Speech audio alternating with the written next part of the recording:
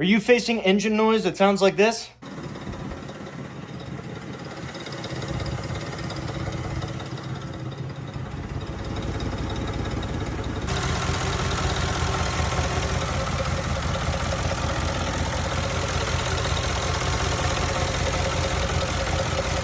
Let's figure it out. So long story short, this is a different situation than maybe you're facing. I just rebuilt this engine. Everything inside of it is new. Piston rings, bearings, well, I shouldn't say everything. Pistons and conrods and all that, heads, block, all the same. Having said that, we're facing this issue after a fresh rebuild, something nobody ever wants to deal with. But without learning the hard way, before we get into any such things or tear an engine open for goodness sake, we got to understand a few things. Just about everybody has seen the customer states videos, and really, truly, that's a lot of value. The customer's statement is really valuable. How much info was there? Was the engine just rebuilt, for example? If the engine was just rebuilt, it can't possibly be a problem with the engine. Well, actually, always remember that the place that somebody has just been last is usually where the problem resides. After you have as much information from the customer as you possibly have, or can you replicate the issue?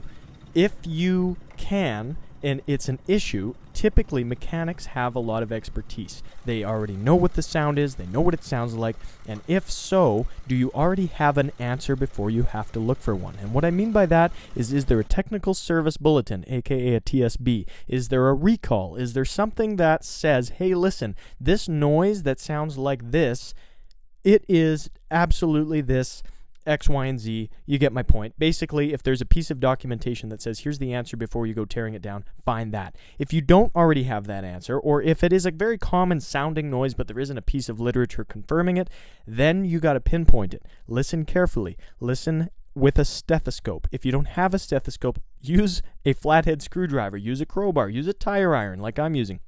There's lots of options. There's lots of ways to pinpoint it. You don't want to go tearing off an oil pan if really the issue is a valve train complaint, if you know what I mean. If you can pinpoint it, does it require teardown? Is it a PCV valve that's making a rattling noise, or is it a lifter that's ticking where you only have to take a valve cover off?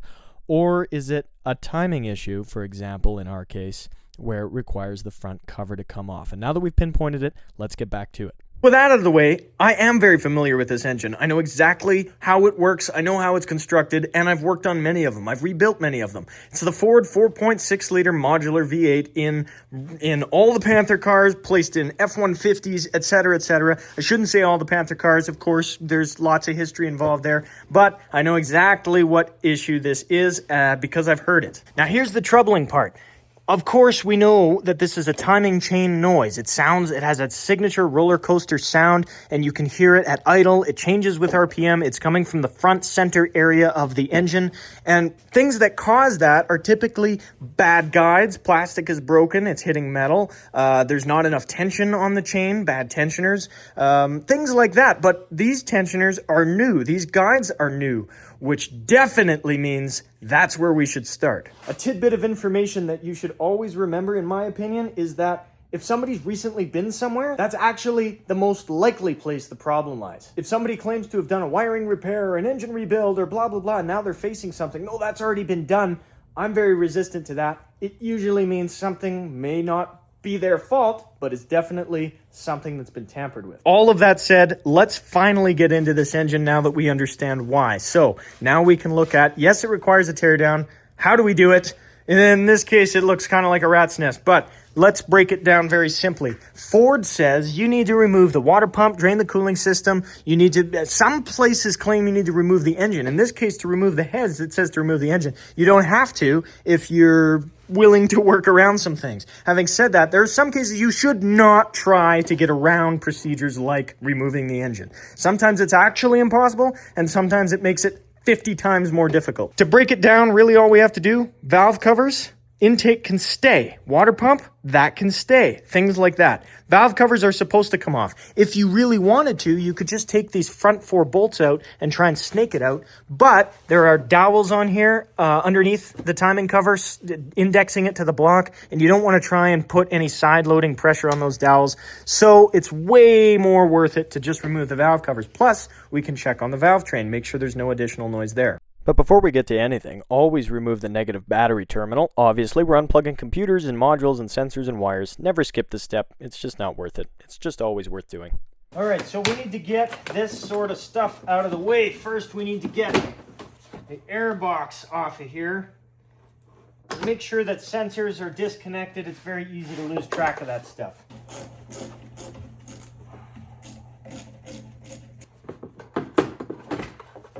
All right, so with that out of the way, we can get this. Look how much room that clears up. And with all this cleared out of the way, you can see that this valve cover is actually pretty accessible. One thing I want to let you know, just so you understand how I'm doing this, I would like to ideally keep as many systems closed and sealed as I can. Cooling system, big one. That is 12 liters of fluid in my case that I'd rather not replace so long as I don't open the system. That's why I'd like to leave the water pump on. Now, I did have to take off what's called the degas bottle, aka basically your radiator cap, but it's a jug. Now, that normally resides on top of this fan shroud, which unfortunately I removed before I decided to make this video, which did lose about a liter of coolant. Having said that, you can manage the bleeding procedure of that, but if you take the water pump off, that is really in the middle of the engine block. So you're draining the block, and now you're basically empty. A liter I can handle, 12 I can't. Okay, so we're going to be in and out of voiceovers this whole video. So right now, all I'm going to be doing is disconnecting every single sensor and wire I possibly can. Now, something that you're probably going to hear me mention again, perhaps double, 2, 3, 4 times, I don't know, is that there's going to be excess things things that seem excess that you should remove to do a job. Now, there's things that may actually not technically be in your way, things that don't have to come off, as I just said about the water pump, but there's certain things that technically don't have to come off that if you do take off actually allow you to remove an entire system or one thing as an entire assembly, things you should get out of your way to clear a path, almost, if you think of it that way. Things like the wiring harness. There are some sensors you don't have to unplug technically to get the valve cover off, but what I'd rather do is unplug every top end engine connector so I can swing the entire wiring harness out of the way for a couple reasons. One, it helps me keep track of things, and two, it also frees up things that could introduce debris. Wiring harnesses are dirty, and those valve covers coming off, there's dust in all the conduit, there's lots of things, there's grime.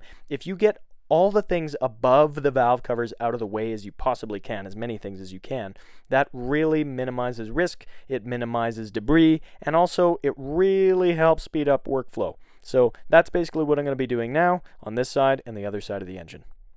I want to make an honorable mention about this tool. This is not a ratchet. This is an electric right angle impact. I love Milwaukee tools. I am not sponsored by Milwaukee. I'm not big enough to be sponsored by Milwaukee, but I bought this tool for doing spark plugs on 5.4 liter 3-valve Ford Triton engines because they break in half. If you use impact, it shocks it loose versus a ratchet that just snaps it.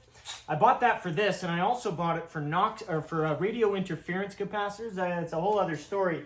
But long story short, it makes things like this awesome. If you've got a fan shroud in the way, for example, you can snake this in like this, and it takes bolts off. It's amazing. And like I said, it's an impact. It's actually got more torque than you'd expect.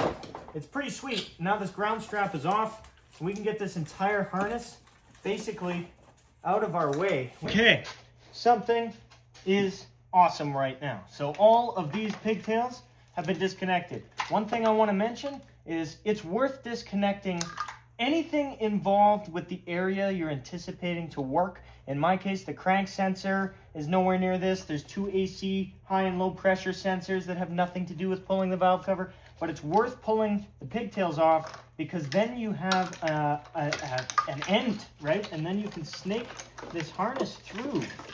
And once it's through, right, you can get everything freed up. This is a body harness that actually clips in down here.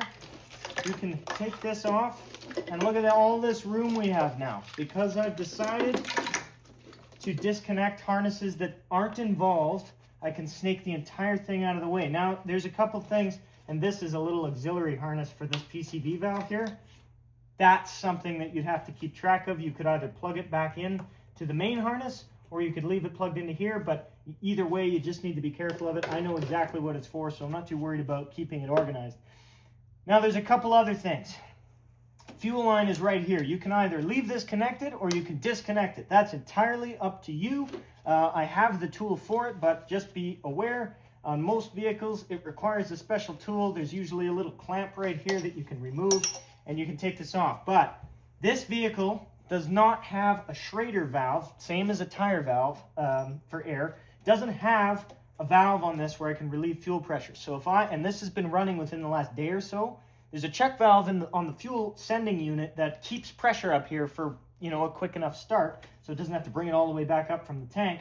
And if I disconnected this line, it would spray everywhere. A cup to catch it would be great, but it would spray everywhere beside the cup. So it doesn't matter. I'm going to leave this connected as long as I possibly can.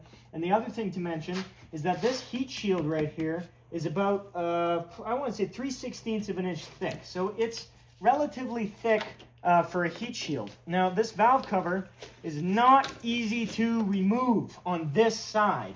And the reason being, on earlier models, there were 50 bolts, and some of them were buried underneath here, and you couldn't get to them.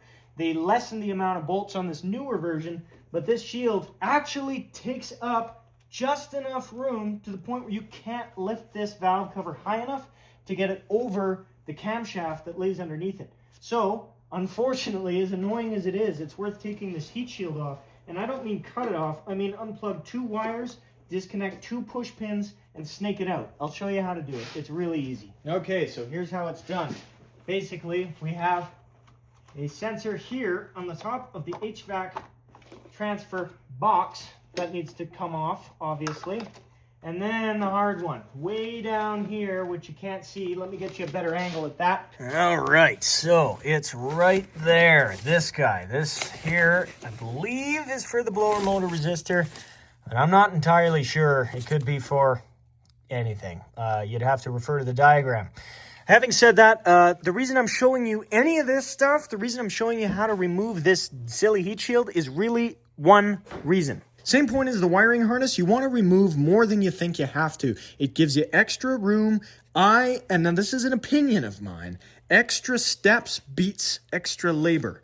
Now, of course, extra steps is extra labor, but removing something as silly as that heat shield will allow me to get the valve cover off. Otherwise, I'd be fighting and fighting and fighting, and I don't want to do that. So I also don't want fiberglass in my arms. So we're going to remove that heat shield, because it's an extra step, it's an extra couple of minutes, but it really helps my brain. Different sides of this little retainer here, which is basically just a speed clip. You push it onto this dowel, and it just sort of holds it on. Well, it looks like I've already ripped that off, so it is what it is, right? Sometimes can't win them. All right, and that out of our way. It looks like that was ripped anyway, so I didn't even have to remove that connector. And sometimes that's just frustrating, but it is what it is. Wow, that's actually falling apart. A lot of people will say to remove heat shields, why bother even putting them back on? Well, because I don't want my AC evaporator and my heater box to cook and crack. Now, I'm comfortable naming this my most important step. Remember this step. Before removing any valve cover or any coil plugs, especially on this engine, but on any engine, before a valve cover comes off, before an engine is exposed where things are very tight and tolerances are small and things have no margin for error,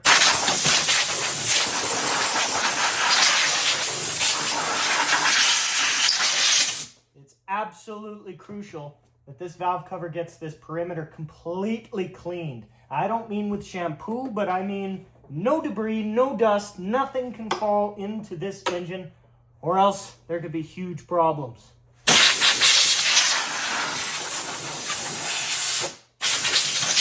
Okay, it's now time to remove this valve cover. Now, I want to mention something super fast. Some valve covers always refer to your manufacturer's specifications. Some valve covers require a loosening sequence. This one technically does. So that would start with outside in the same way a cylinder head would be. You start with the outside bolts. You do 1, 2, 3, 4 diagonally, and then you work your way in. In this case, it is that, so I'm going to do that. But always check, because some valve covers actually are also cam covers, and they have cam bearings built into them. Very important. This one doesn't. If yours does, I trust that you will look into that before you go tearing things apart. Okay, all the bolts are out. Before you pull it off, is it clean? Go clean it. Anyway, now we can try and pull it off. In this case, look at that. It wants to come off. That's great. Sometimes these gaskets get really sticky. In this case, this engine requires RTV in certain spots, but this valve cover does just come off, which is really quite nice, I must say. So before we go and pull it off, again, make sure it's clean, but we can pull it off. However, I'm going to show you right now how to get this valve cover off in this case, because it's very difficult. But typically, now that it's out, I just leave it there until everything else is ready.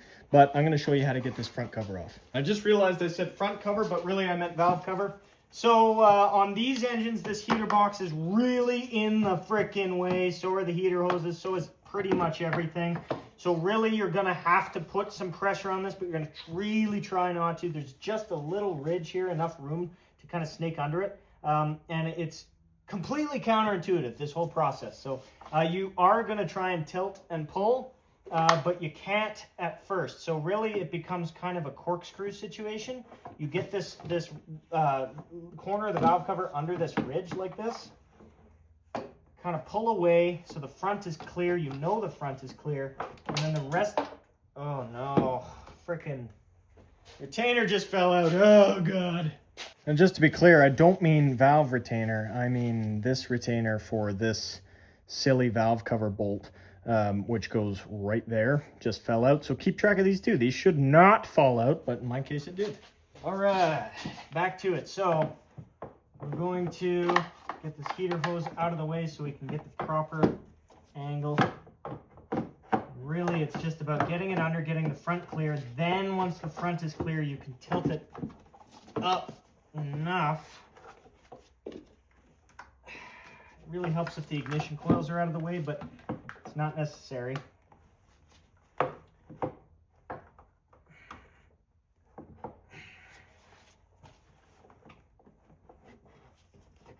And then once you can kind of get it to be even, you get this, which is where you want to be. And if you can move this heater hose up and out of the way, you can grab underneath the valve cover, and you can put some upward pressure on it, but make sure it comes out evenly. And this ignition coil is kind of in our way. There you go. Just like that. Now if that heat shield were still here, we would not be getting this valve cover off. Yeah, that coil really should come off, but you have just enough room. Oh God, another one fell out. Just barely enough room to snake this valve cover out like this. But make sure that you keep track of these guys, because mine fell out again and I gotta go find it. Okay, now, of course, now that this valve cover's off, I'm not putting it back on until it's ready to be put back on. But we're under here, we may as well make sure our noise isn't also masked by something else. We can check these roller followers, make sure none of them are loose, make sure none of the lash adjusters are loose. You can push down hard on these, they should not move. But if we've inspected that, we're gonna put a cover over this somehow, some kind of piece of plastic, just to keep stuff out. Very important. Now, I'm not going to show you how to do this side because A, it's way easier because you don't have the heater box, and also this video is going on too long. So I'm going to get this side off, and we can move on to the next important piece. All right, both valve covers are off, and both of them are now covered. That one less so, but we're going to worry about that if we have to later. Hopefully, we will not. Now that everything's sort of out of the way, we got our valve covers off. The biggest hurdle is going to be getting this harmonic balancer off. Now, a couple of things very crucial to mention. On this engine, for example, this is a one-time use bolt. It is torque to yield, so that cannot be reused. This washer, however, can. So this bolt, I've already ordered another one. Don't take any bolts off if you don't know that they can be reused. Having said that, as you can see here, that bolt is broken off inside of there. You can see there are three, it's difficult to see, but there are 3 holes in this balancer. And you're supposed to be able to thread bolts in and use a harmonic balancer puller, much like this one right here. So this is typically what I would use. I would put bolts through and try and pull it out. But of course, since we only have 2 bolts, it pulls sideways and won't work. So I have to use this claw puller, unfortunately. So we're going to go ahead and try and do that. Of course, biggest thing before any harmonic balancer comes off, on some Mazda engines, Ford engines, the MZR that Ford and Mazda designed, don't have keyways. So before you even take the bolt for the balancer out, you have to make sure the engine is at top dead center at the crank and top dead center at the head. And you can see we're 180 degrees out, so I have to put that bolt back in just to turn it. But in this case, we have keyways, but there aren't any Woodruff keys on some engines. So if you take that bolt out, the engine will come out of time. If it's not at top dead center, you can run into some serious issues. So highly, highly important that you make sure before any balancer comes off that it is at top dead center, as indicated by that mark. And there will be one at the top here, as I will show you in a sec. Okay, now this is more like it. You can see we're at top dead center right there. You can see right there is 10 BTDC, 10 degrees before top dead center. But right there, it says TDC. And you can see the notch in the harmonic balancer that lets us know we're there. You can also see this dot. Now, it's worth mentioning, you can see this link on this chain is actually darker than the rest of them. When this chain was new, that was much, much darker than the other links, and that would line up with this notch. As soon as you turn the engine over, that link will not actually line up with that mark for, say, 300, 3 billion, doesn't matter, rotations, because it's not the same ratio. Having said that, you can see that this dot is at the top dead center-ish mark. This actually kind of follows a line down to where the keyway is on the crank, but really, if you see the top dead center mark at the top, kind of at the head, if you were looking at it this way, and then looking at this side, you see the other one is also at top dead center. That's how you know you are at top dead center. It actually almost looks kind of like that's one link off on one side. It's very interesting because you can see this one is pointing much more straight up, and I feel like that one is almost supposed to be pointing more straight up than that. But it was running great, and if it was one tooth off, I'm pretty sure I'd know about it. All right, now in my opinion, one of the best ways to get a harmonic balancer pulley bolt off is to use an impact, and I'm going to. Because the reason that an impact works is because then the engine doesn't spin. I've seen people put a breaker bar, if your engine spins clockwise, put a breaker bar against the ground, bump the starter over. Yeah, it works if you're in an absolute pinch, but it's really a bad idea. Do not do that if you can avoid it. If you have an impact, use it. I'm telling you. You can also try and hold that with like a strap pulley, but you worry about the engine coming out of top dead center. And as you can see, if I bring you around, the engine did not budge. It's still exactly at top dead center because I used an impact. Okay, so now we'll try and use this claw puller apparatus I have. I don't know how well it's going to work. It's brand new. I've got this this piece here. Now this very easily, this end, here, let me get this out of the way. This end could very easily damage the crank snout or snub, whatever you want to call it. So it's very important that you have a puller, no matter what style you're using, that you have something for this to go against the snub of the crank, and then this can spin inside of it. As you can see, I'm holding it, but I'm spinning this. This isn't spinning. You do not want the end to be spinning. It can ruin the crankshaft. That would be really bad. Okay, our puller is set up. Now, if you have a keen eye, you'll see already what's wrong with this photo. With this picture, rather. So, obviously, I showed you the broken bolt. If you look closely, at most harmonic balancers, you'll see this rubber ring right here, all the way around the circumference of the inner part.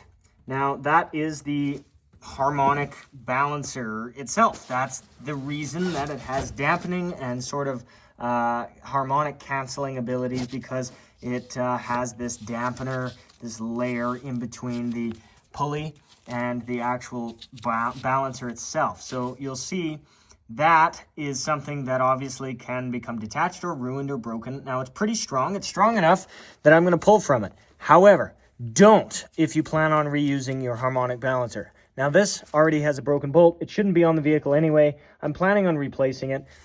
So what I'm doing is, given that this balancer already has damage, I'm planning on trying to keep that damage confined just to the balancer and not damage anything else like the snub of the crank or anything like the timing cover if I'm trying to use other tools or other methods. So this claw puller should do the trick just to get this balancer off, which is the only way I can do it. Sometimes you get lucky and you have enough room in here where you can snake a claw in there, but I don't.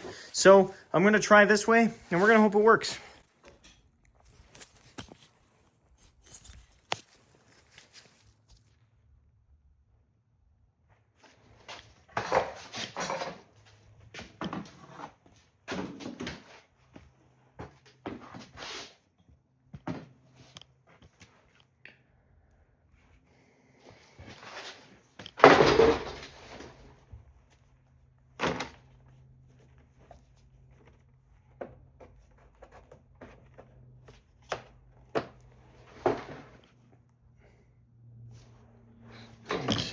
Pretty clearly, right?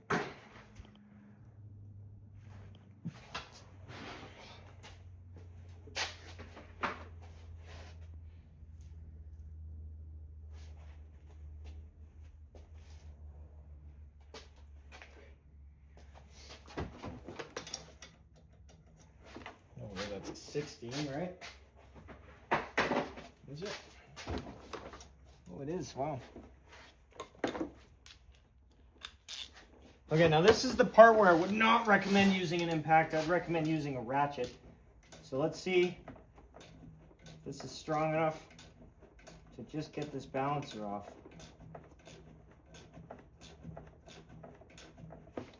So all I'm doing is ratcheting this. See, but the engine turned now. You should never turn an engine counterclockwise. Technically, you'd have to go around twice. So, as long as the engine's lined up.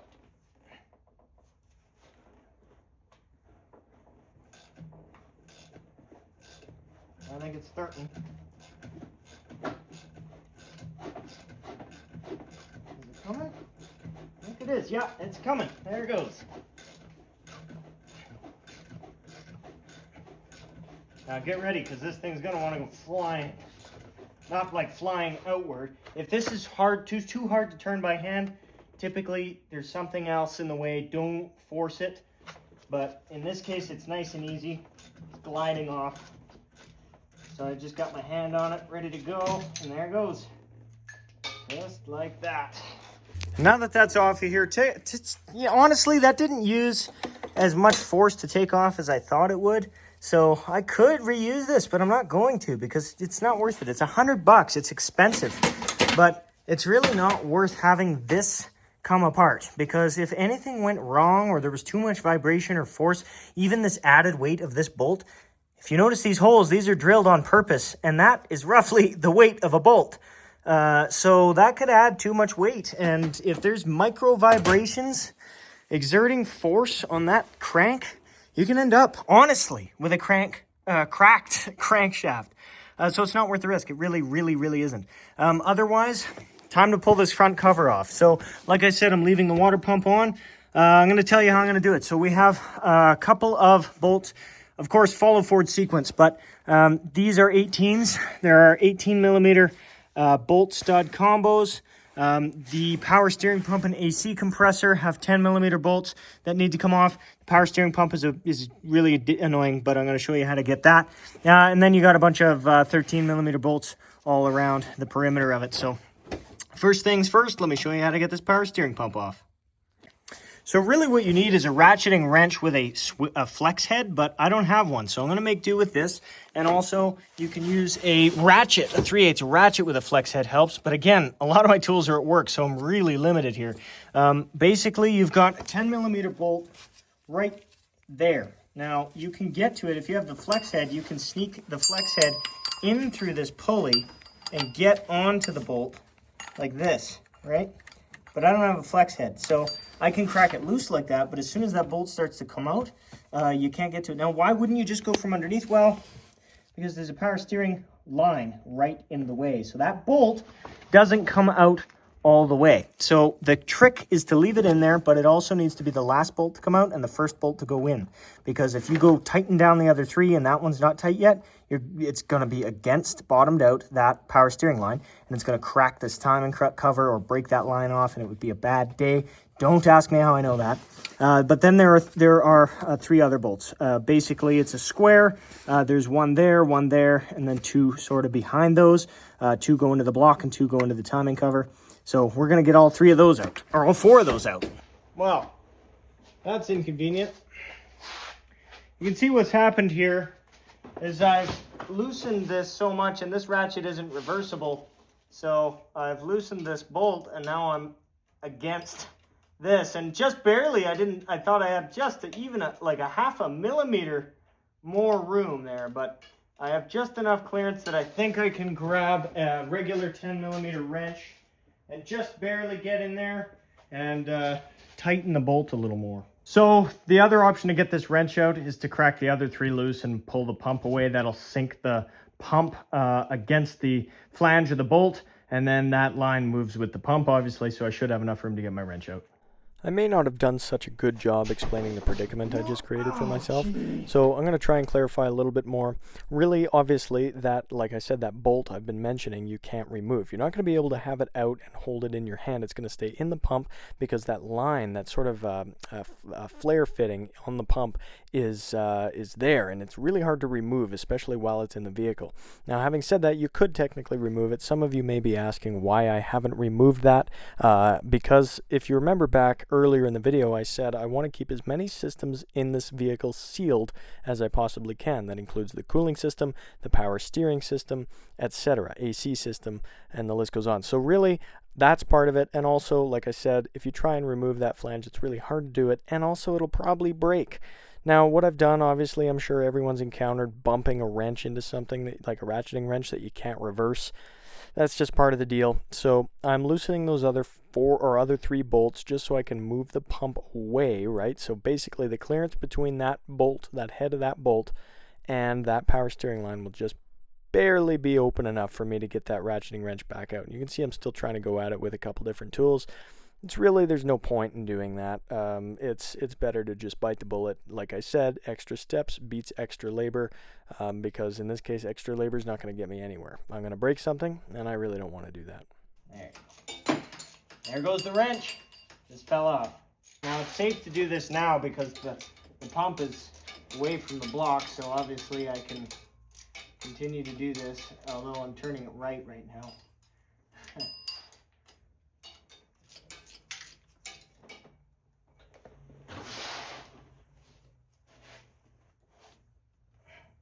And eventually, when it's finally loose enough, you can spin it by hand, and there goes the pump away from the block. You can just kind of let that sit. This bolt is not going anywhere, trust me. So now we're good. Now we get to do the frickin' AC compressor, which is really great. Now the AC compressor is a different story. It's only got 3 bolts, and they're long-winded bolts held on with 13mm, and deep socket is pretty much required. Again, you don't have to drain the power steering system or the AC system. You can just let these fall to the side, and then you've got enough room for your timing cover. Now there's only 3 bolts, luckily, for this one. Alright, now I'm just going to time lapse and speed through this part, really for a couple of reasons. Really, it's very simple, and also you can see I block most of the footage, which is great. But I show the important parts, 3 bolts, really simple. Here's an example of the bolt I'm talking about. Super long, not a ton of threads, but super long. And probably the only other thing to mention about the AC compressor is that it's, again, like you can see I'm doing it all from the top. It's really just about getting the angles right, and a flex head ratchet really helps. It's very easy. You'll figure it out. Okay. Now that was just a nut for that bracket for this guy. Now, we need to get our 13 back. ABC, always be comfortable. Okay, AC compressor has fallen away from the block, and now, oh my god, it's time to get this front cover off. Okay, the front cover. So, the most daunting part about the job, obviously the engine is at top dead center. And a part I didn't show you yet is that we can actually get a sneak peek of what our issue is. You can see this right here. Now this car did not have a startup rattle. It would actually kind of start pretty good, pretty quietly, but it would end up making that noise you heard earlier. Now the issue there is that obviously the tensioner is not putting enough tension on this, which could cause catastrophic engine failure. This is an interference engine. You can see how loose this chain is. So we're gonna have to be very careful with this. Let's go ahead, well, not with the cover necessarily, but you know, with turning the engine from this point forward, hopefully we don't have to do any such thing. All right, so we're gonna start with these big old 18s here.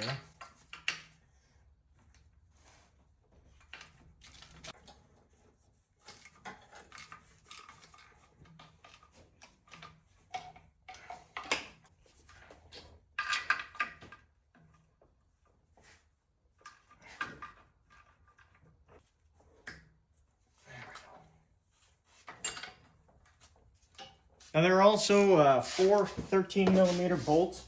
It's better off with a wrench, but underneath, attached to the oil pan here, that also attach into the timing cover.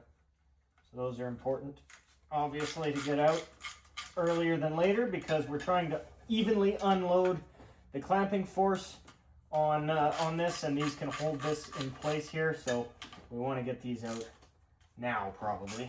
Now that those 4 oil pan bolts that go up underneath into the timing cover, those are out. We want to get those out probably pretty darn early. We can get these 18s. Those are already loose, really, so we don't have to worry about those. Now is when we follow the Ford sequence to get these bolts for the timing cover loose at this point. Now these timing covers aren't as bad as the 3.5s for cracking on the Fords anyway, but these timing covers can absolutely crack if you unclamp these or reduce the clamp load on these unevenly. They can absolutely crack. So it's very important for them not to. So definitely follow the sequence on how to do that, so you don't have to think twice about it or worry about it. Those are all loose. I'm gonna go ahead and get these big ones out of my way now, and then we can buzz out the other billion 13s. That goes without saying, throughout this whole process, some of these bolts are obviously different lengths, so it doesn't hurt to get a piece of cardboard or something and stick them in the exact shape of the timing cover. I happen to know where they go, but just, again, keep organized. All right, with those ones out of the way, I'm gonna cheat. I'm gonna use the impact.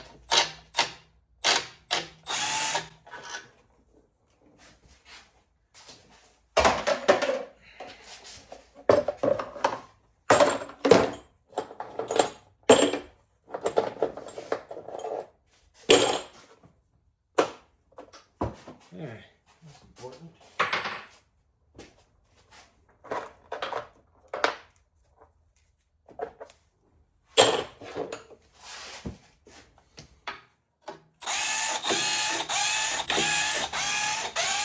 Make sure not to get the water pump bolts confused with the timing cover bolts. I've obviously never done that, but you know, just saying.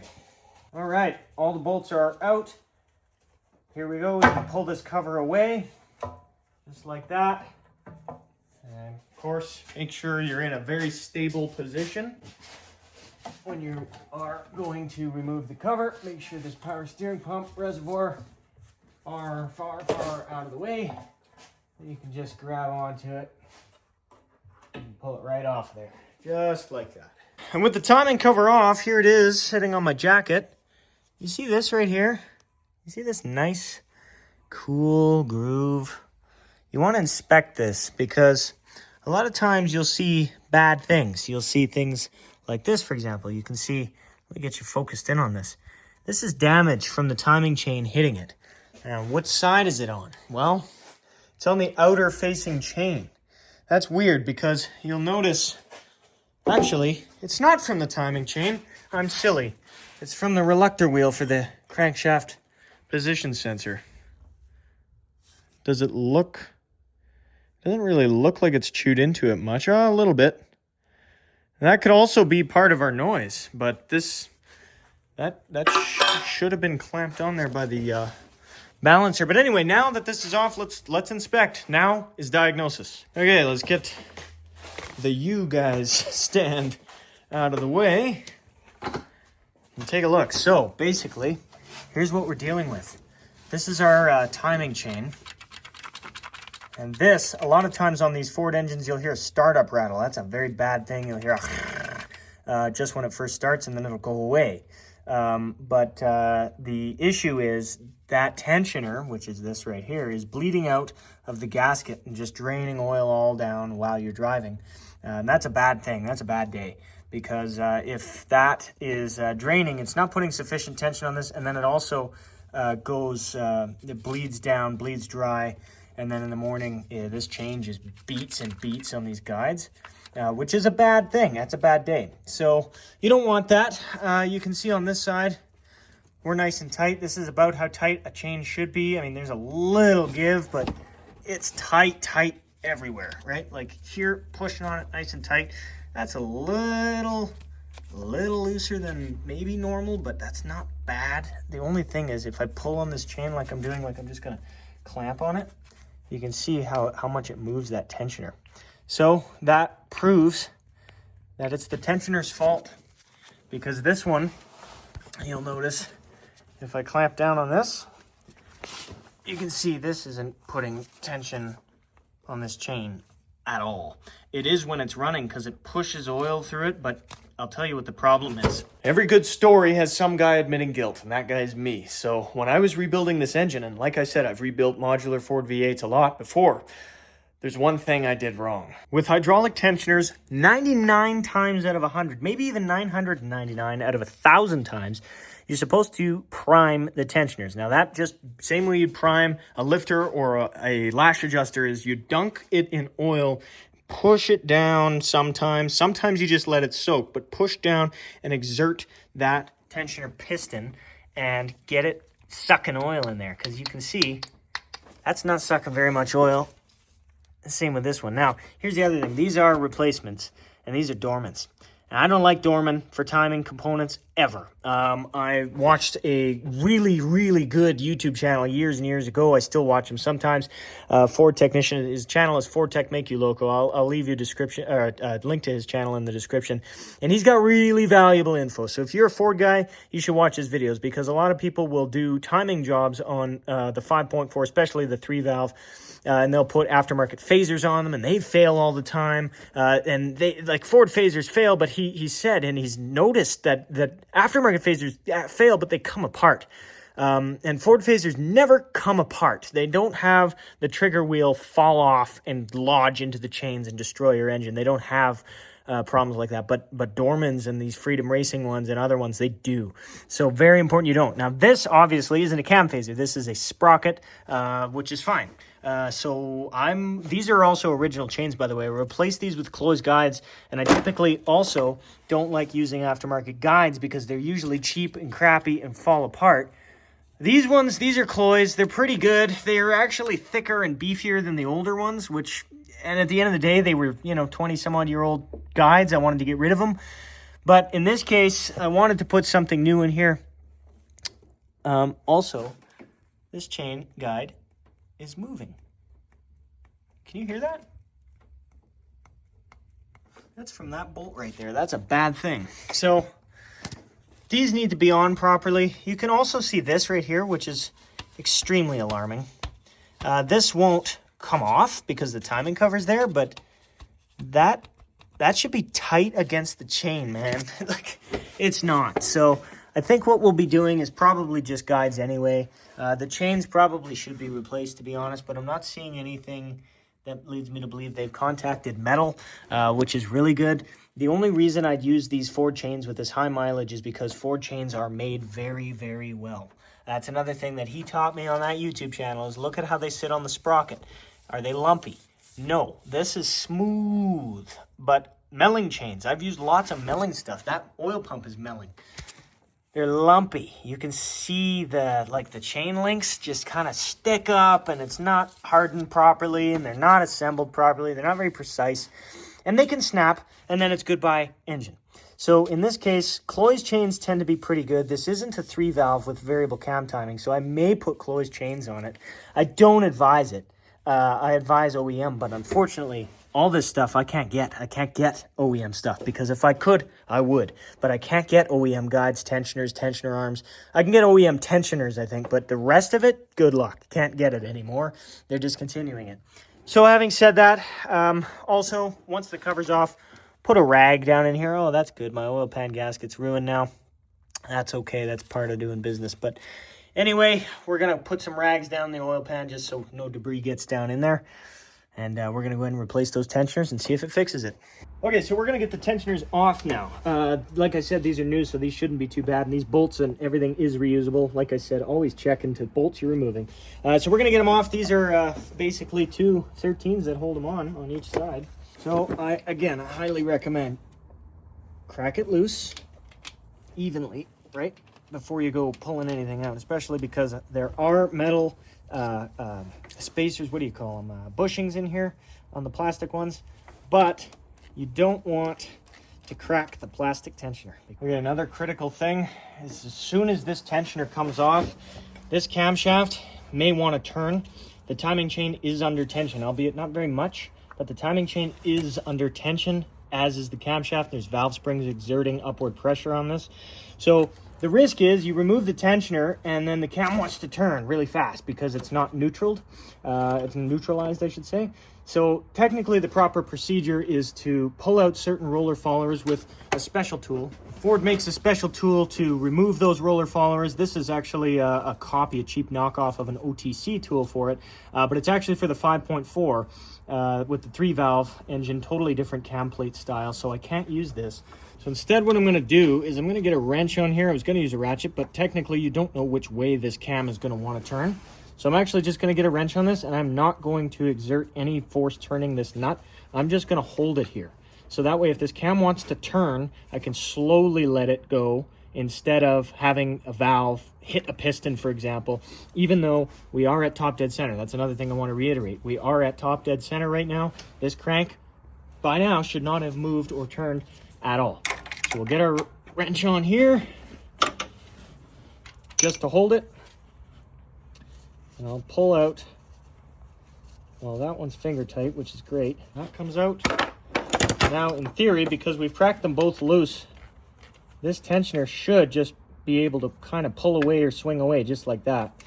Now, if you're reusing tensioners, which you should never do, then don't do that, because you can swipe the gasket across it and score it, ruin it, etc.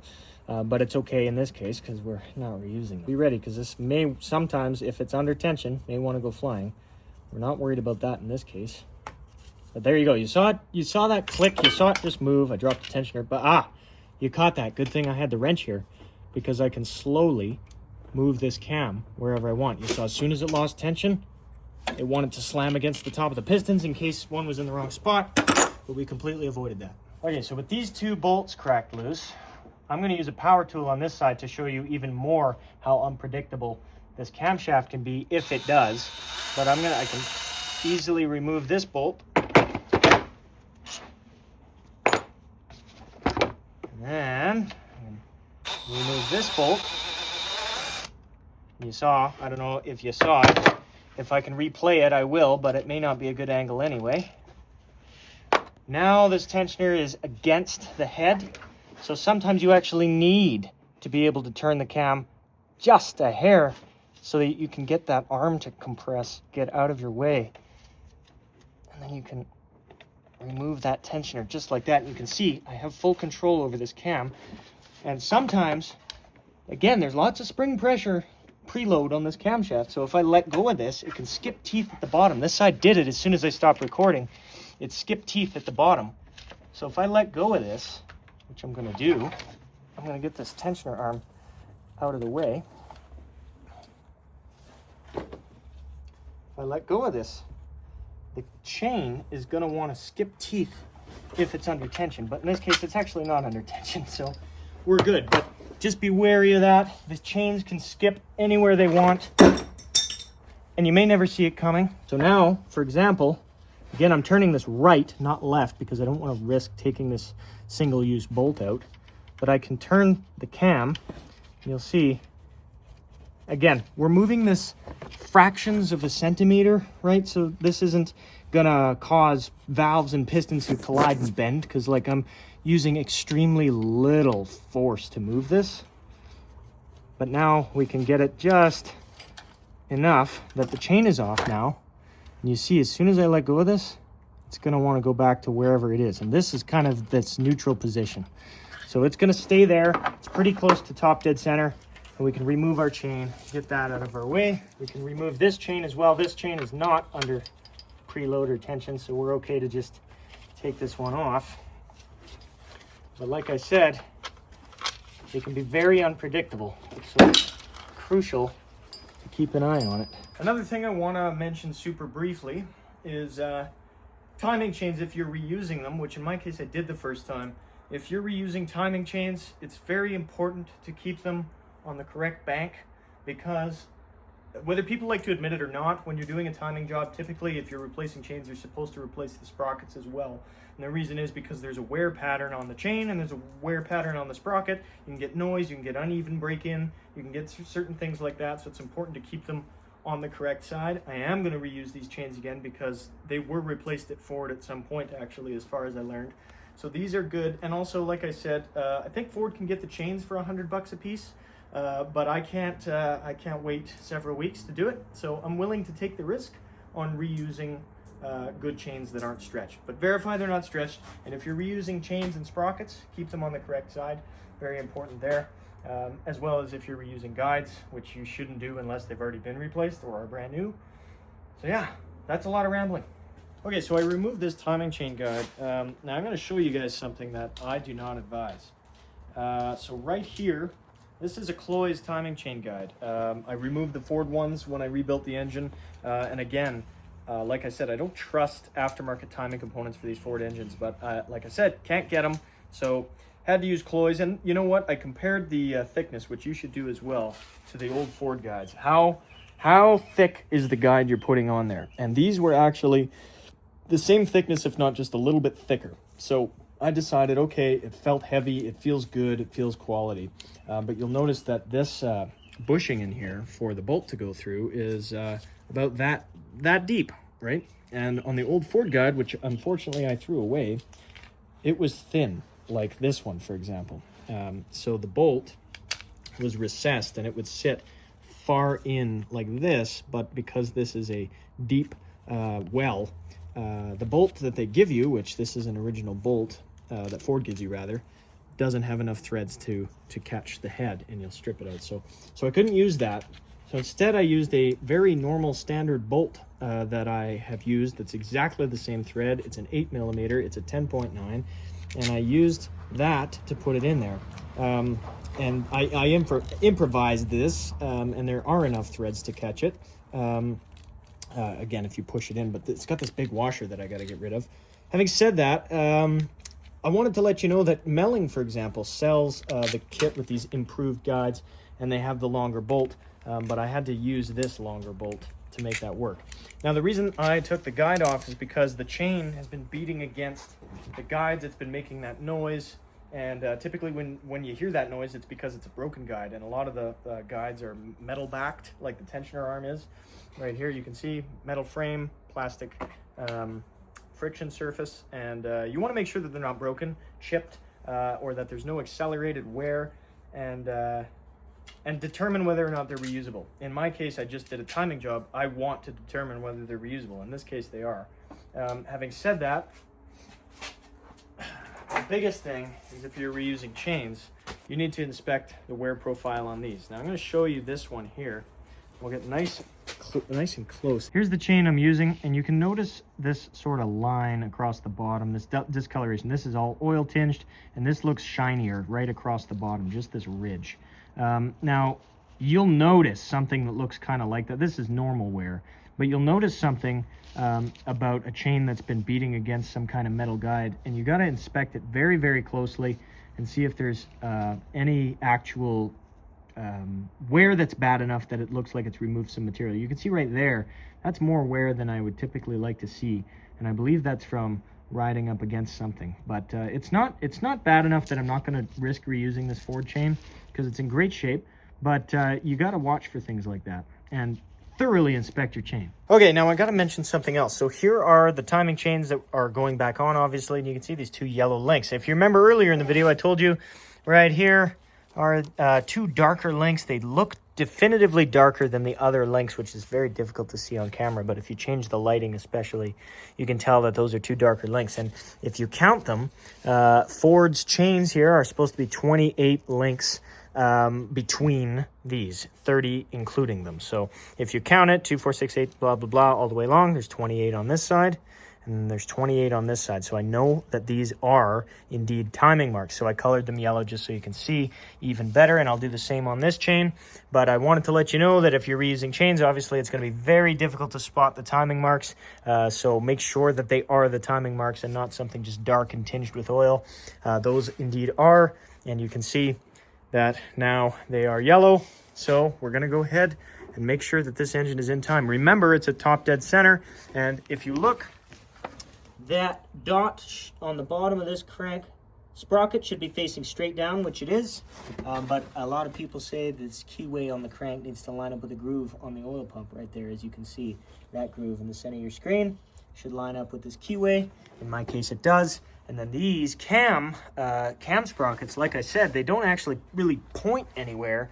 And if you remember which way it rotated, the chain is only going to fit one way. If that dot is pointing in the right direction straight down and that yellow mark on the chain lines up with it, then it's going to line up with that dot, and it kind of just has to. So we're going to go ahead and make sure that that is the case before we explode this thing. So let's do that. Let's get the chains, tensioners on, and then we'll get the the chains and arms back on, and then we'll get the tensioners on, and hopefully we can do that.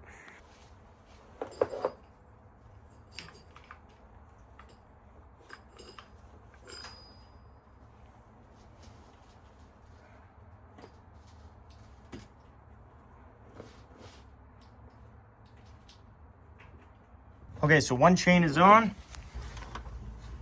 You can see that dot lines up directly with that yellow mark, but you'll also see how much slack it has. So if I lift up on it, it's very easy for this to come out of time. So some people install tensioners one at a time. I'm one of those people. So let's go ahead and get this side under tension so that it does not come out of time. All right, we've got our brand new tensioners here. These are the Dormans. Now I did try to reuse these one time in the spirit of full disclosure, and I tried to prime them. And I did actually get them to sort of firm up, and the oil would suck in and push out, and it was, there was no more air in there, but they still suck. Like, there's very little resistance, the spring is weak, and it's not putting nearly enough tension on these arms to just keep the chain, like, it's something's off. So anyway, we've got the new ones. I'm not going to make the same mistake again. I am going to dunk these in oil. Now I've decided to go with the Cloys brand. Cloys is great for timing stuff, but again, like I said, if it was original Ford, that is what would be better. But I'm going to just dunk these in here, and hopefully we can get most of the air out. Again, I never had an issue with these kinds of tensioners on these modular engines, but I'm going to try and avoid the same thing. I'll exert this piston as best as I can with the retainers on. And if you'll notice, the Dorman puts a lot of emphasis on symmetricality and sort of universal applications, we'll say. So anyway, you can see there's an oil feed hole for the timing chain here and here. And as far as I know, originally on the Fords, there's only one that's supposed to have it, and Cloys employees nailed it. So we're gonna let these soak for a while, and then we'll go ahead and put them on. Okay, with our freshly primed tensioner, and I am 110% sure that this is in time. I'm gonna push down on this tensioner arm. I'm gonna get the piston or the plunger of the tensioner in position, just like that. And then I can kind of have the freedom to move this around just to line up the bolts. There we go. Just get one started by a couple of threads. I left as much oil in it as I could. And now I'm just going to cheat a little bit. Use the power tool just to sink it down. And then torque it. So with that on, before we even dare look at the other side, before we put that chain on, before we do anything, I'm triple checking that that line, or that dot is lined up with that yellow chain, and that the same is true for this side, because, you know, that's very crucial. So with this in, obviously there's some tension on it. We're going to torque that, and then we get to see if the plunger works by pulling that out. Okay, so with it on, pull this and see. A little bit. That's what we want. Just a little bit of movement. Obviously, there's no oil pressure in it, so it's not going to do much. But just to show you, like if I push this arm out super gently, it shouldn't want to just immediately recompress back in like the Dorman one. Yeah, see, look at that. Sticks it out. Now we're building tension on the chain. I'm able to be, and this is kind of reckless, but I'm just going to push, and that's okay to have that little spring effect, because once that's primed up, that'll be just fine. Now we've got plenty enough tension on there, we can do the other side. And there is the second chain, 100% lined up. Now this camshaft likes to, you know, thunk, thunk, thunk and pull the chain, so we got to go ahead and get this tensioner on instantly. So I'm going to go ahead and do that one now. Okay, I should have filmed that, because when I pulled the retaining bracket with the holder out of that tensioner, it went thunk, and it sucked that chain right to the guide. It was great. I should have filmed it, I didn't. But in any case, now we're going to rotate this engine over, and these marks will not line up for another 640,000 rotations. So that's okay if they don't line back up, but we just need to make darn sure. See that slack? I don't like that either. But we just want to make sure you always rotate. It's just a thing. Okay, I'm going to do something that's extremely ill-advised. And this is my risk I'm going to take. Do not try this at home. I'm doing this for demonstration purposes, for your enjoyment, and hopefully for some clarity for me. But I'm going to use the starter to crank this over, and we'll see if those tensioners do pump up. And it's also going to be a good insurance policy for me, because then I'll know if they're going to build oil pressure or if they're going to leak again. So oil will probably go everywhere, but I hope you enjoy. Okay, I'm going to let you hear the engine sound, but just watch the oscillation of the tensioner arms and how it goes away by the third crank. You'll see it just disappear completely. It's really cool. Okay, let's try this one more time.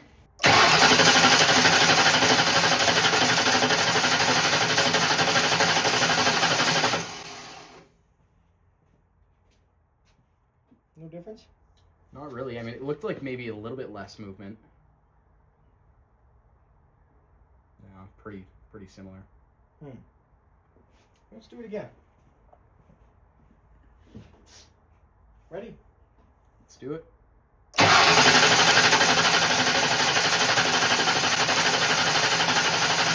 Oh yeah, buddy. Yeah? Oh, they're good. Let's see. Yeah, I heard it. Yeah, you got a lot more oil now. That's for sure. Do I need to spray everywhere? Oh, look right there.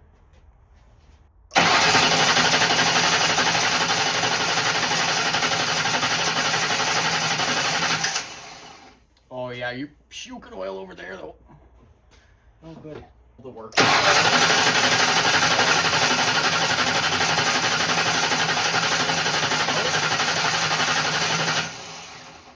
Looks a hell of a lot better. All right, so that brings us to the end of the diagnosis and even the replacement. So unless anything noteworthy happens during the reassembly, I'm going to skip until this is reassembled.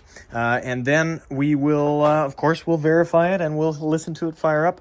But that is kind of the fundamentals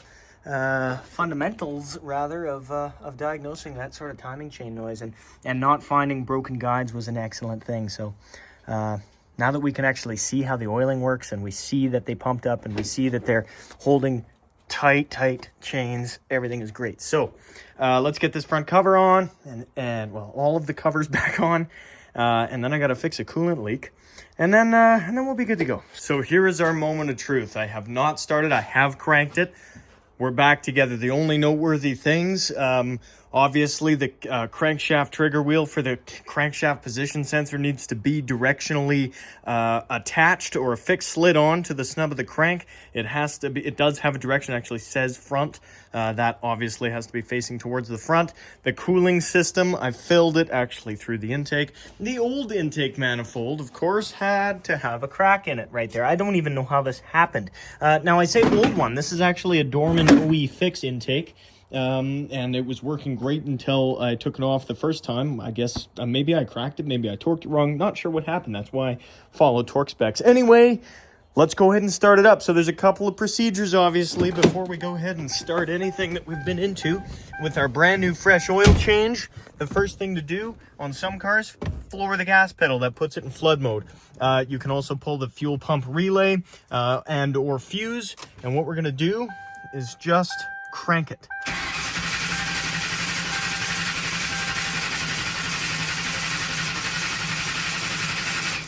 Don't crank for more than 20 seconds-ish at a time.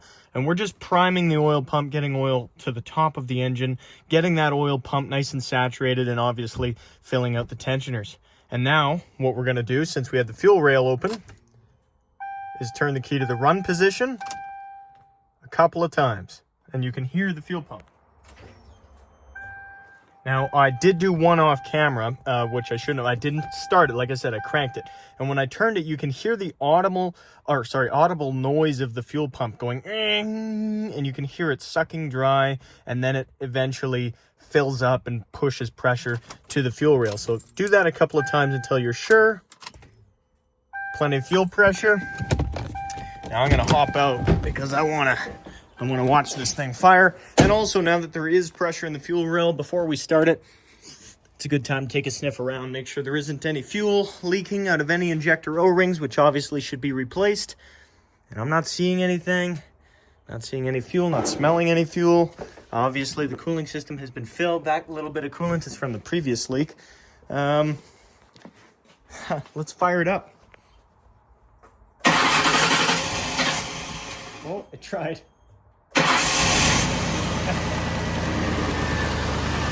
And there you have it. Timing chain rattle is gone. No more noise left. And you would absolutely hear it right now. You would hear the knocking sound. You'd hear that weird chirping sound. But listen, take a listen to the before.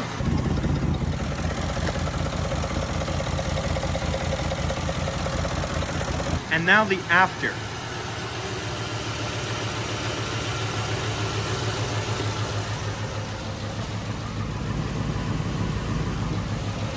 Not a single noise. Now there is obviously quite a bit of smoke from an exhaust leak I forgot about. And also what looks like quite a bit of smoke here from sitting and running rich and burning some oil. But take a listen to that. So that's how you get to the bottom of it. That's how you diagnose it. Diagnose it properly, buy the correct parts, buy the correct brand parts, and get the vehicle running. This thing's got another 500 billion kilometers in it. And now all that's left to really do is wait for this to get up to operating temperature and bleed that cooling system. So that's what I'm going to do now. And we're going to move some stuff out of the way to get this thing pulled out of the garage. And we'll be good to go. So thanks a ton for watching. This took place over a couple of weeks because I had to wait on some parts. Sometimes the same part, obviously. Intake manifold, obviously, that was a shame. But it is what it is. It's the cost of doing business. We're good now. Don't ever forget, where I came from. We'll see you in the next video. Take care. Have a great day.